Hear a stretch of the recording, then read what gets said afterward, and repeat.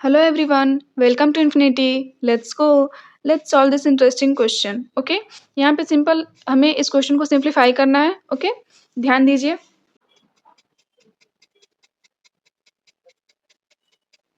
इस टाइप के क्वेश्चन में हमें सिंपली बस थोड़ी सी एक सेटिंग करनी होती है कि यहाँ पे देखिए 30 लिखा है. ओके? तो हमें बस ऐसे दो नंबर पता करने हैं जिनका डिफरेंस हमारा 1 आए और जिनको हम मल्टीप्लाई करें तो 30 है. ओके? तो ऐसे दो डिजिट हो जाएंगे 6 और 5. 6 में से 5 हम घटाएंगे तो 1 बचेगा और 6 और 5 का मल्टीप्लाई करेंगे तो 6 5 जा 30.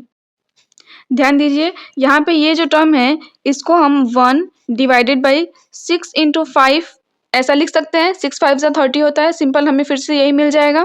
प्लस 1 डिवाइडेड बाई 42 को ऐसे दो नंबर में हम स्प्लिट करेंगे जिनका डिफरेंस 1 हो और मल्टीप्लाई करें तो 42 आए.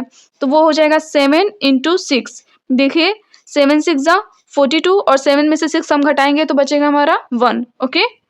ऐसे ही आगे के टर्म को भी हम सेट कर देंगे तो यहाँ पे हो जाएगा 1 divided by 8 into 7 plus 1 divided by 9 into 8 plus इस टर्म को हम सेट करेंगे तो हो जाएगा 1 डिवाइडेड बाई 10 इंटू 9 प्लस यहाँ पे 110 को हम 11 इंटू 10 ऐसा लिख सकते हैं. अब आगे ध्यान दीजिए यहाँ पे जो न्यूमरेटर में 1 लिखा है इसे हम इन दोनों डिजिट के फॉर्म में अगर लिखना चाहें तो इसे हम 6 माइनस 5 ऐसा लिख सकते हैं और नीचे यही रह जाएगा 6 इंटू 5.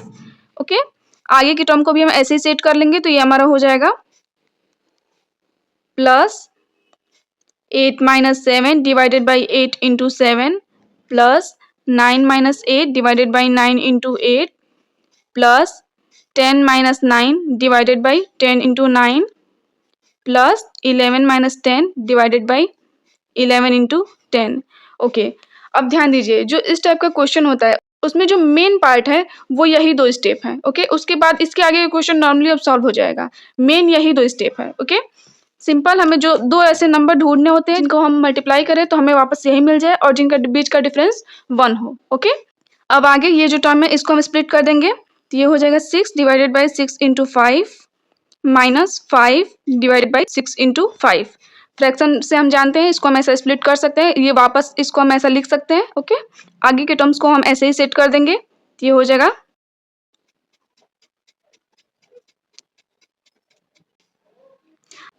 आगे जगह नहीं है इसलिए आगे के टर्म्स को यहाँ पे लिखते हैं. यहाँ पे 9 डिवाइडेड बाई 9 इंटू 8 हो गया माइनस ये हो जाएगा 8 डिवाइडेड बाई 9 इंटू 8. फिर आगे हो जाएगा plus 10 divided by 10 into 9 minus 9 10 into 9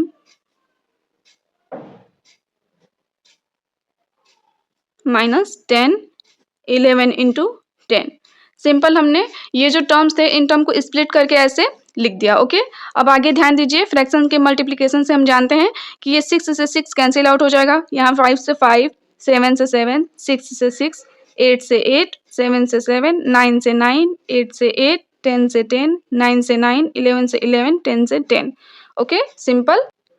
अब आगे इस टर्म में देखिए ये कैंसिल आउट हो गया तो यहाँ पे क्या बचा 1/5 तो यहाँ पे हो जाएगा 1/5 माइनस यहाँ पे क्या बचा 1/6.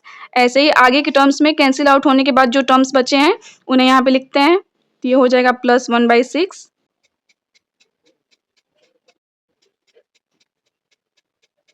ओके?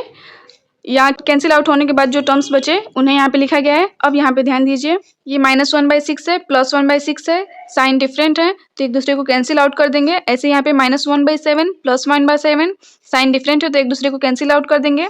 ऐसे यहाँ पे भी ये भी और ये भी. अब यहाँ पे ध्यान दीजिए 1/5 के आगे तो कोई -1/5 है नहीं जिससे हम इसको कैंसिल आउट करें तो ये सिंपल ये टर्म हमारे यहाँ पे बच जाएगा 1/5. बीच के सारे टर्म एक दूसरे को कैंसिल आउट कर देंगे तो यहाँ पे बस हमारा बचेगा -1/11 क्योंकि आगे हमारा +1/11 तो कहीं है नहीं जिससे हम इसको कैंसिल आउट करें. ओके? सिंपल यहाँ से यहाँ तक ही है तो ये यहाँ से ये टर्म बचा और यहाँ से ये टर्म. अब आगे बस इसको हम सॉल्व कर देंगे तो ये हमारा हो जाएगा 11 - 5 equals to 6 divided by 55. This is our answer. Thank you for watching. Bye. Take care.